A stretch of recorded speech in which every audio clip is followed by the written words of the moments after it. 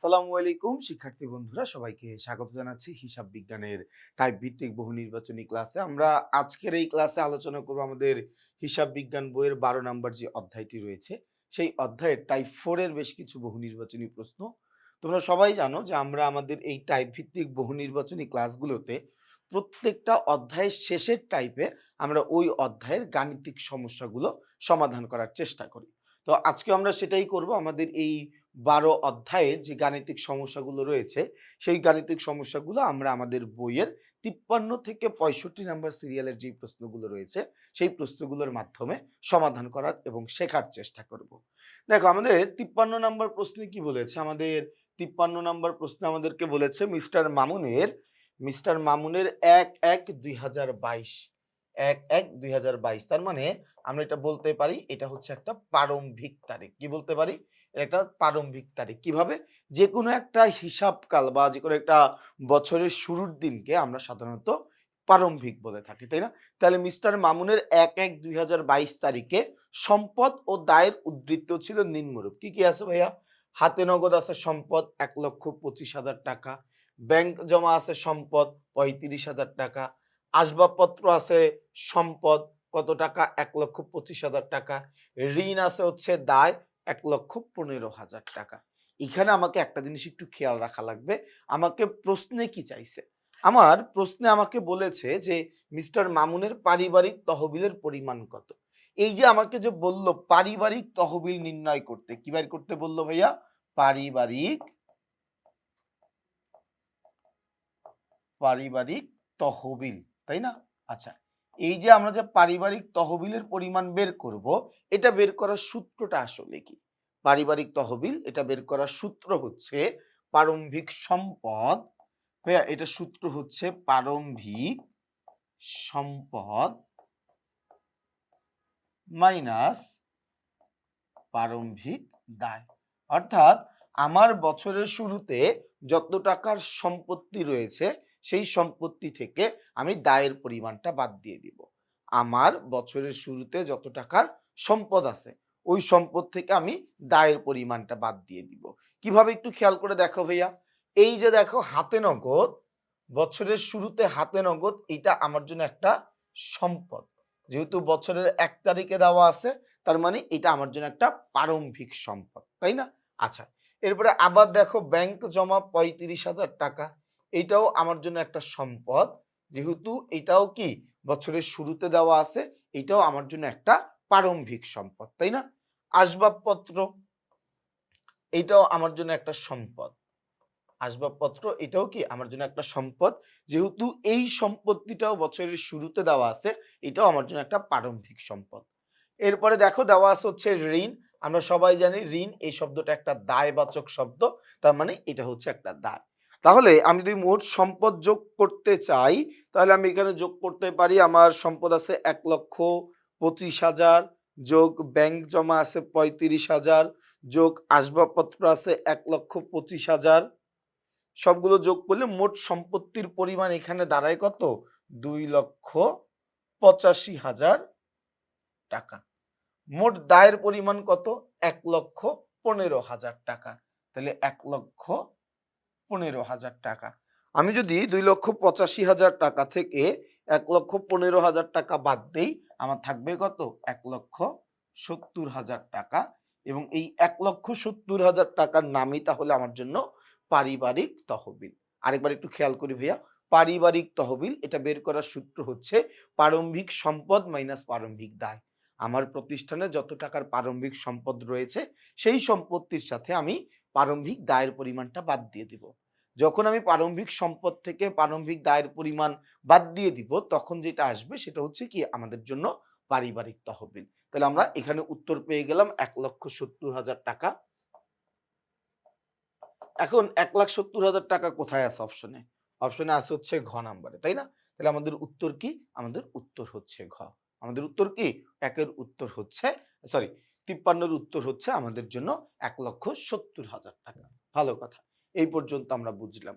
এর পরের প্রশ্নটাতে আমরা যাব। এর পরের প্রশ্নটা আমাদের ৫৪ নাম্বার প্রশ্ন। হ্যাঁ। কি বলা আছে দেখো, ৫৪ নাম্বার প্রশ্নে কি বলেছে একটু দেখি। বলা আছে জনাব শফিকের মাসিক 30,000 টাকা বেতনে চাকরি করে, পারিবারিক বাজেট অনুযায়ী তিনি বস্ত্র খাতে কত টাকা সর্বোচ্চ ব্যয় করতে পারে? খেয়াল করবে 54 নম্বর প্রশ্নটা বলা আছে, জনাব শফিক মাসিক কত টাকা বেতনে চাকরি করে? শফিক চাকরি করে মাসিক 30,000 টাকা বেতনে সে চাকরি করে। পারিবারিক বাজেটের নমুনা অনুযায়ী বস্ত্র খাতে, বস্ত্র খাত মানে আমি জামা কাপড় কিনবো আর কি, জামা কাপড় কেনার খাতে কত টাকা সে ব্যয় করতে পারবে? দেখো, জামা কাপড় খাতে সে সর্বোচ্চ ব্যয় করতে পারবে হচ্ছে 10%। আমাদের পারিবারিক বাজেটের নমুনা অনুযায়ী বস্ত্র খাতে অর্থাৎ জামা কাপড় পোশাক আশাক কেনার জন্য আমি সর্বোচ্চ 10% টাকা খরচ করতে পারি। সর্বোচ্চ, এটা সর্বনিম্ন আরো কম, 5 থেকে 10% খুব সম্ভবত। তো এই যে 10% টাকা আমাকে যেহেতু বলে দিচ্ছে সর্বোচ্চ, তার মানে সর্বোচ্চটা 10%। আমার এই যে আমি মাসিক বেতন পাচ্ছি 30,000 টাকা, এই 30,000 টাকা 10% হচ্ছে আমার জন্য 3,000 টাকা। তার মানে তুমি যদি 30,000 টাকা মাসিক বেতনে চাকরি করো বা তোমার পরিবারের যদি মাসিক ইনকাম 30,000 টাকা হয়, তাহলে তোমরা মাসে 3,000 টাকার জামা কাপড় কিনতে পারবা সবাই মিলে। তুমি একা না কিন্তু, কারণ পরিবারের সদস্য তুমি একা না। এই পুরো টাকাটা ওভারঅল খরচ করতে হবে। এখন যদি তোমার পরিবারের সদস্য 2 জন হয়, তাহলে 2 জন মিলে খরচ করবে এটা। যদি 10 জন হয়, তাহলে 10 জনের মিলেই এই টাকাটা খরচ করতে হবে। আচ্ছা, 55 নাম্বার প্রশ্নে কি বলেছে ভাইয়া? বলেছে শান্তি চৌধুরীর বার্ষিক আয়, শান্তি চৌধুরীর বার্ষিক আয় 50,000 টাকা, সরি 50 না, 5 লক্ষ টাকা। মাশাআল্লাহ, ভালো টাকা ইনকাম করে, তাই না? এই শান্তি চৌধুরীর মাসিক আয় কত টাকা? বাৎসরিক আয় কত টাকা?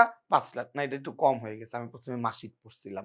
আচ্ছা, বাৎসরিক আয় কত? 5 লাখ। আলহামদুলিল্লাহ, এটাও খুব ভালো ইনকাম। হ্যাঁ, 5 লক্ষ টাকা। তিনি খাদ্য ক্রয় বাবদ 1,20,000 টাকা, চিকিৎসা খরচ বাবদ 80,000 টাকা এবং অন্যান্য আরো খরচ বাবদ 1,50,000 টাকা ব্যয় করে। এখন আমার কাছে জানতে চাইছে তার আয়ের উদ্ধৃত্ত কত? সহজ জিনিস, সে যত টাকা আয় করছে এবং যত টাকা ব্যয় করছে, আয় থেকে ব্যয়ের পরিমাণটা আমি বাদ দিয়ে দিব। আয় থেকে ব্যয়ের পরিমাণটা আমি বাদ দিয়ে দিব। তাহলে বাদ দেই ভাইয়া, সে আয় করছে কত কত টাকা? একটু খেয়াল করো ভাইয়া, সে আয় করছে 5 লাখ টাকা, তাই না?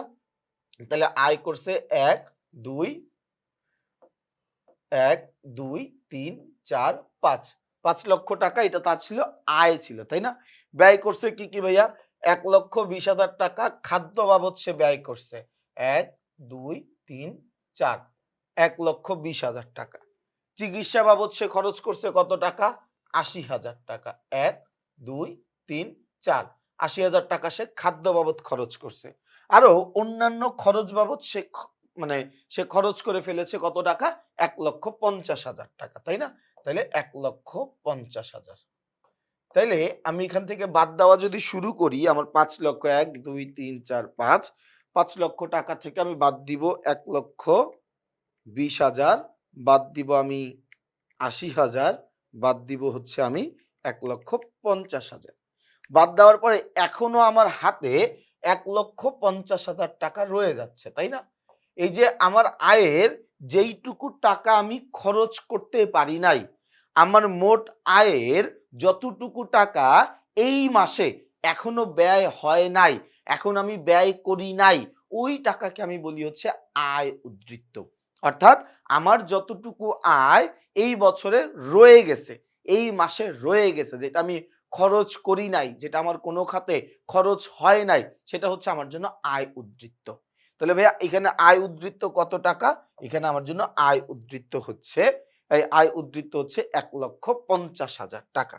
ওকে, 56 নম্বর প্রশ্নে কি বলেছে? বলেছে ডাক্তার ফারিহার মাসিক আয়ের পরিমাণ 1 লক্ষ টাকা, তিনি বাসস্থান খাতে সর্বোচ্চ কত টাকা ব্যয় করতে পারবেন? একটু খেয়াল করো ভাইয়া, এই কি বলছে ভাইয়া? তার বার্ষিক ইনকাম কত, সরি মাসিক ইনকাম কত টাকা? মাসিক ইনকাম হচ্ছে 1 লক্ষ টাকা।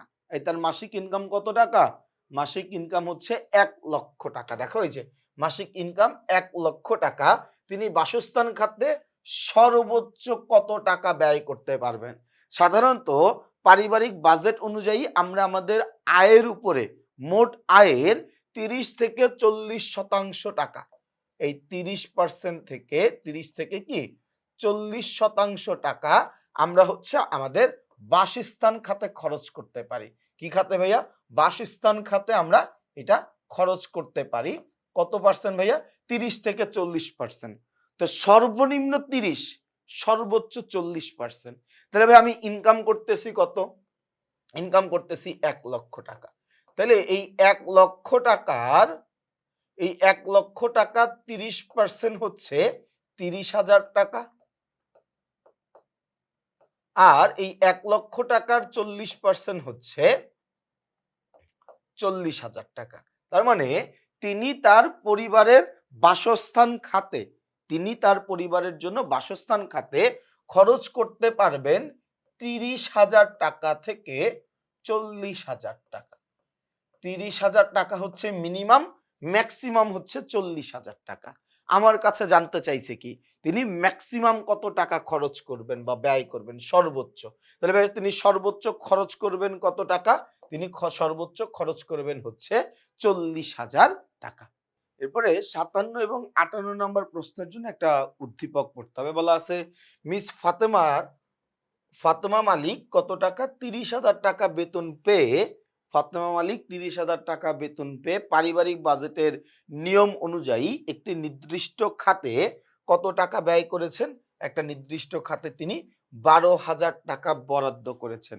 তিনি কোন খাতে 12,000 টাকা ব্যয় করেছেন, তাই না? আচ্ছা, আমাকে এইটা একটু জানা দরকার, এই 12,000 টাকা 30,000 টাকার কত পার্সেন্ট? তুমি যদি চিন্তা করে দেখো 30,000 টাকা, 30,000 টাকা এটাকে যদি আমরা একটু ক্যালকুলেশন এইভাবে করি যে 12,000 ভাগ 30 ইন্টু 100। দেখো আমাকে কি বের করা দরকার, একটু প্রশ্নটা আরেকবার বলি। দেখো আমাকে বলছে একজন ব্যক্তি তিনি মাসে 30,000 টাকা বেতন পায় এবং বেতন পাওয়ার পরে যে কোনো একটা খাতে, নির্দিষ্ট একটা খাতে তিনি 12,000 টাকা সর্বোচ্চ ব্যয় করছেন। 12,000 টাকা ওই খাতটার যেই ব্যয়টা আছে ওই ব্যয়টা করছে 12,000 টাকা। এখন আমার কাছে জানতে চাইছে পারিবারিক বাজেটের নিয়ম অনুযায়ী ওই খাতটা আসলে কি খাত, কোন খাতে আসলে সর্বোচ্চ বেতনের কত পার্সেন্ট টাকা খরচ করা যায়, এটা আমরা সবাই জানি। আমরা আগে পার্সেন্টটা বের করি। দেখো তিনি খরচ করছেন কত? খরচ করছেন হচ্ছে 12,000 টাকা। যেহেতু এই 12,000 টাকা 30,000 টাকার সপক্ষে কত পার্সেন্ট এটা আমার বাইর করা লাগবে, তাই না? তাহলে এই 12,000কে আমি ভাগ দিব 30,000 টাকা দিয়ে। খেয়াল করো, যেহেতু আমাকে পার্সেন্টেজটা বের করতে হবে 30,000 টাকার, 12,000 টাকা 30,000 টাকার কত পার্সেন্ট? 12,000 টাকা 30,000 টাকার কত পার্সেন্ট? এটা বের করার জন্য আমরা কি করব? 12,000কে 30,000 দিয়ে ভাগ করব, গুণ 100। এখন তুমি কাটাকাটি করো, যাই করো না কেন, তোমার উত্তর আসবে হচ্ছে 40%। তার মানে আমি এখন চাইলে প্রশ্নটাকে এইভাবে ঘুরাইও বলতে পারি যে মিস ফাতেমা মালিক তিনি 30,000 টাকা বেতন পেয়ে পারিবারিক বাজেটের নিয়ম অনুযায়ী একটি নির্দিষ্ট খাতে সর্বোচ্চ 40% টাকা বরাদ্দ করেছেন। এই যে মিস ফাতেমা মালিক তিনি যে কোনো একটা খাতে 40% টাকা, তার মোট আয়ের 40% টাকা বরাদ্দ করলো, এই খাতটা আসলে কি? এই খাতটা আসলে কি? আমরা সবাই জানি আমাদের আয়ের, আমাদের উপার্জনের সবচেয়ে বড় একটা অঙ্ক আমরা ব্যয় করি আমাদের বাসস্থান খাতে। অলমোস্ট 30 থেকে 40%, 30 থেকে 40% টাকা আমরা আমাদের বাড়ি ভাড়ার পেছনে খরচ করি, বাসস্থানের পেছনে খরচ করি। তো এখানে যেহেতু সর্বোচ্চ বলছে, তার মানে আমি যেই খাতেই ব্যয় করি না কেন তার সর্বোচ্চ খাতটাকে নির্দেশ করা হচ্ছে। তাহলে আমি একমাত্র বাড়ি ভাড়া খাতেই 40% পর্যন্ত টাকা খরচ করতে পারি। এই জন্য এটার উত্তর আমি দিয়ে রাখবো বাসস্থান খাত। বাসস্থান খাত বলতে শুধু বাড়ি ভাড়া বোঝায় না, বাড়ির অন্যান্য কিছু খরচ রয়েছে, সেই জিনিসগুলোকে একত্রে আমরা বাসস্থান খাত বলি। অর্থাৎ আমি যেই জায়গাটায় থাকছি সেই থাকার খরচটাকে বোঝানো হচ্ছে। বোঝা গেছে কথাটা ভাইয়া? তাহলে আমাদের 57 উত্তর হবে ঘ। 57 উত্তর কি? 57 উত্তর হচ্ছে ঘ। আচ্ছা,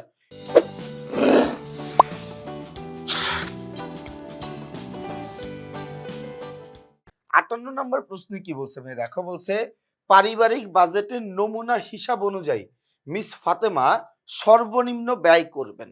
আচ্ছা, সর্বনিম্ন ব্যয় করবেন কোন কোন খাতে? তার বেতন কয় টাকা ভাইয়া? তার বেতন হচ্ছে 30,000 টাকা। ভাইয়া আমরা সবাই জানি আমাদের খাদ্য খাতে কত টাকা ব্যয় করতে হয়? এই আমরা যে খাবার দাবার খাবো, আমাদের খাবার দাবার খাতে আমাদের ব্যয় করতে হয়, আমি যদি ভুল না করে থাকি, সেটা হচ্ছে 20 থেকে 30% টাকা আমাদের খাবারের পেছনে খরচ হয়, বা 20 থেকে 25% টাকা হয়তো আমাদের খাবারের পিছনে খরচ করতে হয়। আমাদের বাসস্থান, বস্ত্র খাতে আমাদের জামা কাপড়ের জন্য আমরা আমাদের মানে মূল ইনকামের 5 থেকে অলমোস্ট 10% টাকা আমরা খরচ করি শুধুমাত্র আমাদের পোশাক আশাকের পেছনে, তাই না? মানে আমাদের জামা কাপড় আমরা যেটা পরবো বা কিনবো ওইটার পেছনে আমরা খরচ করতেছি। আমরা শিক্ষা খাতে খরচ করি প্রায় বলা যায় যে আমাদের মূল ইনকামের 10% থেকে 15% টাকা আমরা আমাদের কি খাতে ব্যয় করি? আমাদের শিক্ষা খাতে ব্যয় করি।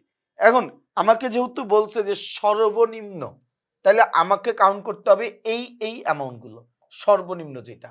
তাহলে ভাই 30,000 টাকা, 30,000 টাকা, 30,000 টাকার 20%, 30,000 টাকার 20% হচ্ছে 6,000 টাকা। তার মানে খাদ্য খাতে সে 6,000 টাকা ব্যয় করবে, এই কথাটা সত্য। 30,000 টাকা এটার 5%, তাই না?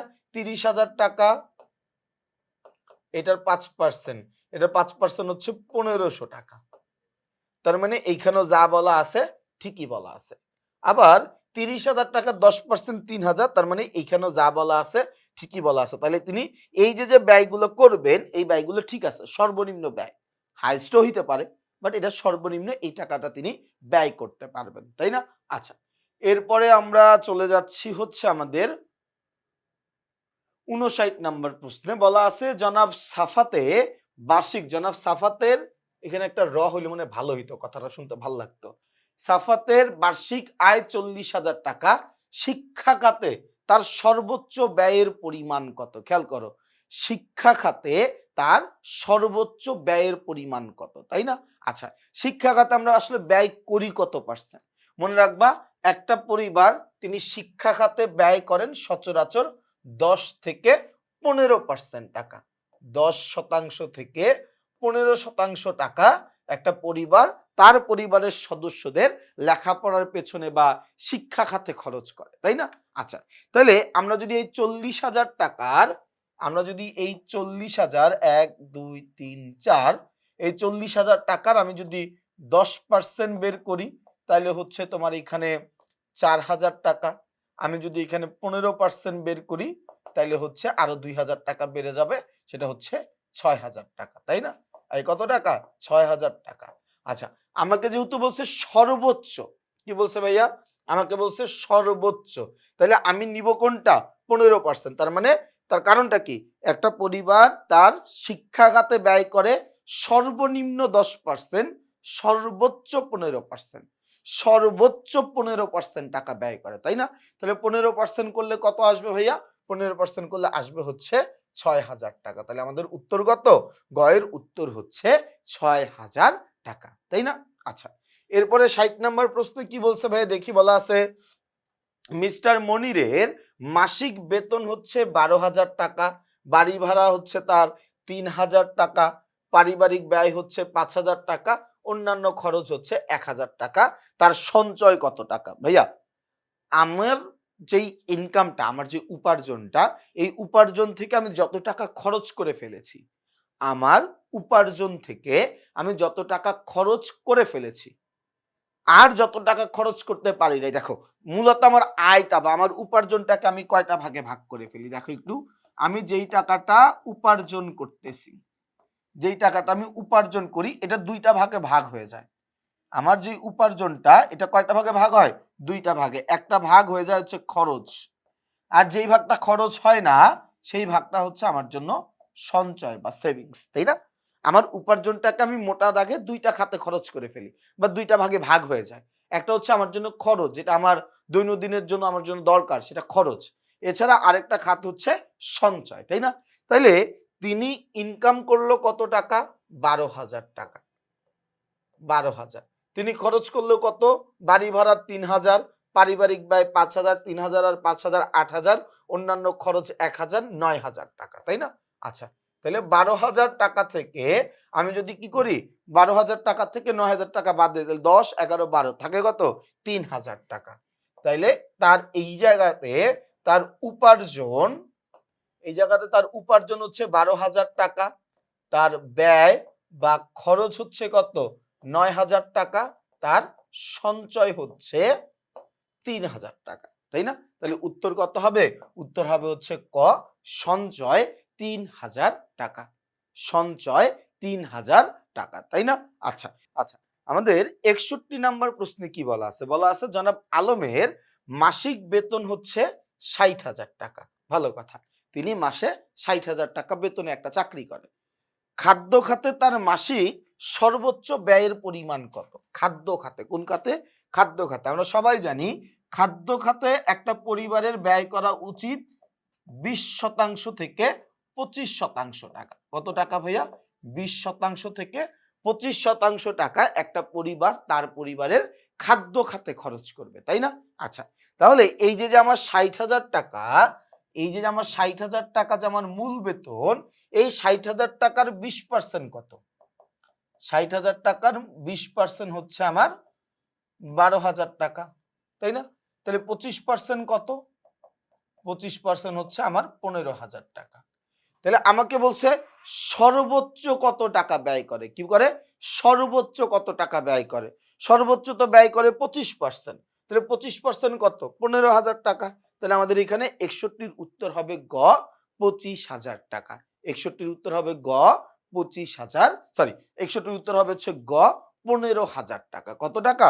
১৫,০০০ টাকা। তাহলে উত্তর কি? আমাদের জন্য ৬১ নম্বর প্রশ্নের উত্তর হচ্ছে গ। ওকে, এর পরের প্রশ্নটায় আমরা চলে যাব। এর পরে দেখি কি প্রশ্ন আছে। ৬২ নম্বর প্রশ্নে বলেছে শিক্ষিকা শিলা চৌধুরীর বার্ষিক আয় ২,২৮,০০০ টাকা। পারিবারিক বাজেটের নমুনায় বছরে তিনি তার ছেলেমেয়ের শিক্ষা খাতে সর্বোচ্চ কত টাকা খরচ করতে পারবেন? এই সর্বোচ্চ তিনি কত টাকা খরচ করতে পারবেন এইটা আমাদের কাছে জানতে চাইছে, তাই না? তাহলে তার কত? ২,২৮,০০০ ইন্টু শিক্ষা খাতে তিনি সর্বোচ্চ কত টাকা ব্যয় করবে এটা জানতে চাইছে, তাই না? আচ্ছা, শিক্ষা খাতে তিনি সর্বোচ্চ ব্যয় করতে পারবেন কত টাকা? এই শিক্ষা খাতে তিনি সর্বোচ্চ ব্যয় করতে পারবেন ১৫% টাকা, তাই না? সাধারণত একটা পরিবারের শিক্ষা খাতে ওই পরিবারের মোট ইনকামের বা ওই পরিবারের মোট উপার্জনের ১০ থেকে ১৫% টাকা শিক্ষা খাতে খরচ করা হয়। তাহলে তার উপার্জন কত? ২,২৮,০০০ টাকা। এই যে ২,২৮,০০০ টাকা, এই ২,২৮,০০০ টাকার ১০% হচ্ছে কত? ২২,৮০০ টাকা। ১৫% হচ্ছে কত? ৩৪,২০০ টাকা। ৩৪,২০০ টাকা। যেহেতু আমাকে বলছে সর্বোচ্চ কত টাকা খরচ করতে পারবে, সর্বোচ্চ খরচ করতে পারবে, তাইলে ৩৪,২০০ টাকা শিক্ষা খাতে ব্যয় করতে পারবে, যেটা তার মোট উপার্জনের ১৫% টাকা। যেটা তার মোট উপার্জনের কত শতাংশ? ১৫% টাকা। ওকে, একটু খেয়াল করি আমরা। ৬৩ নম্বর প্রশ্নে বলেছে আসাদ সাহেবের মাসিক আয় হচ্ছে ৩০,০০০ টাকা। তার যানবাহন বাবদ সর্বোচ্চ ব্যয়ের পরিমাণ কত? ভাইয়া, যানবাহন বা যাতায়াত খাতে আমরা মূলত আমাদের মোট আয়ের ১৫% থেকে ২০% টাকা খরচ করে থাকি। মোট আয়ের ১৫% থেকে ২০% টাকা আমরা খরচ করে থাকি। তাহলে আমাদের এখানে দেখো বেতন হচ্ছে তার কত? ৩০,০০০। বেতন কত ভাইয়া? ৩০,০০০ টাকা। তাহলে এই ৩০,০০০ টাকার ১৫%, ৩০,০০০ টাকার ১৫% কত হবে? ১ ২ ৩, ৩০,০০০ ইন্টু ১৫% করলে আসে কত ভাইয়া?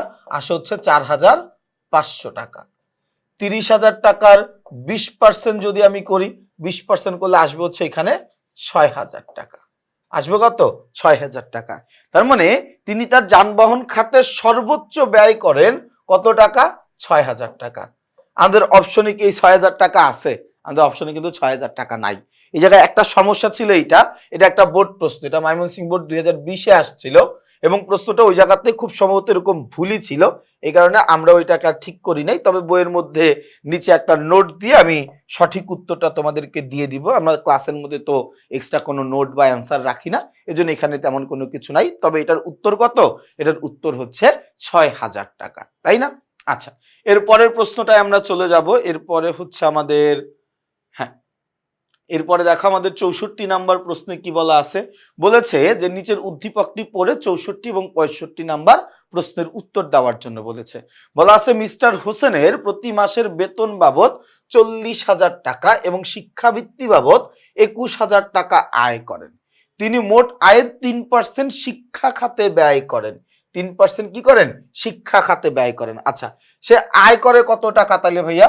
সে আয় করে হচ্ছে 40,000 টাকা এবং তার শিক্ষাবৃত্তি কত? 21,000 টাকা। তার মানে তিনি মোট আয় করতেছেন 61,000 টাকা এবং তার মোট আয়ের 3% টাকা তিনি কোন খাতে খরচ করেন? শিক্ষা খাতে। তাহলে 61,000 ইন্টু 3% করলে কত আসে ভাইয়া? করলে এখানে আসে হচ্ছে 1830 টাকা। কত আসে? 1830 টাকা। এই 1830 টাকা তিনি খরচ করেন তার পরিবারের শিক্ষা খাতে বা তার নিজের শিক্ষা খাতে তিনি খরচ করেন, তাই না?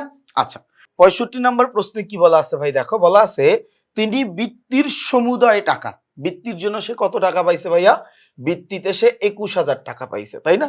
তার মানে তিনি তার বৃত্তির সমুদয় টাকা বা আমরা বলতে পারি 21,000 টাকা, 21,000 টাকা ব্যয় কোন খাতে ব্যয় করলে পারিবারিক বাজেট অনুসৃত হবে? অর্থাৎ শিক্ষাবৃত্তি বাবদ তিনি যে 21,000 টাকা পাইছেন, এই 21,000 টাকায় তিনি একটা খাতে ব্যয় করে দিবেন। যদি সে এই ব্যয়টা করতে পারে তাহলে তার এই যে পারিবারিক বাজেটের কোন নিয়মটা, কোন খাতটা আসলে অনুসরণ করা হবে? দেখো, আমরা সবাই জানি আমাদের পারিবারিক বাজেটের সবচেয়ে বড় একটা টাকার অঙ্ক চলে যায় হচ্ছে বাসস্থান খাতে, আমাদের থাকার জায়গার খাতে, তাই না? তার একদম ওইটাকে কি বলে, মোট ইনকাম ছিল 61,000 টাকা। তাহলে 61,000 টাকা ইন্টু 40% যদি আমি বাড়ি ভাড়া বাবদ খরচ করি তাহলে এখানে হচ্ছে 24,400 টাকা। তার মানে আমি যদি বাড়ি ভাড়া খাতে টাকাটা ব্যয় করি তাহলে কিন্তু কি আমাদের পারিবারিক বাজেটের যে সামঞ্জস্যতা, এই সামঞ্জস্যতা রক্ষা হবে, তাই না? তাহলে একটু খেয়াল করে দেখো ভাইয়া, আমরা একদম সেই প্রথম অধ্যায় থেকে নিয়ে শুরু করে এই 12 নাম্বার অধ্যায় পর্যন্ত সবগুলো অধ্যায় তোমাদের সাথে আলোচনা করেছি, বিস্তারিত আলোচনা করেছি, সময় নিয়ে আলোচনা করেছি। আমরা চাই আমাদের এই ক্লাসগুলো করার পরে তোমাদের কারো যেন কোনো একটা টপিকে কোনো ধরনের সমস্যা না থাকে। আমরা তার চেষ্টার সর্বোচ্চটা করেছি। আমি চাইবো তোমরা একটু বইটা সংগ্রহ করে ভালো করে পড়াশোনা করো। পরিশ্রমের বিকল্প আসলে কোনো কিছু নাই। তুমি যত বেশি পরিশ্রম করবা তুমি তত বেশি সফল হবা। সবার জন্য অনেক অনেক শুভকামনা রইল। সবাই আমার জন্য দোয়া করবা। আসসালামু আলাইকুম।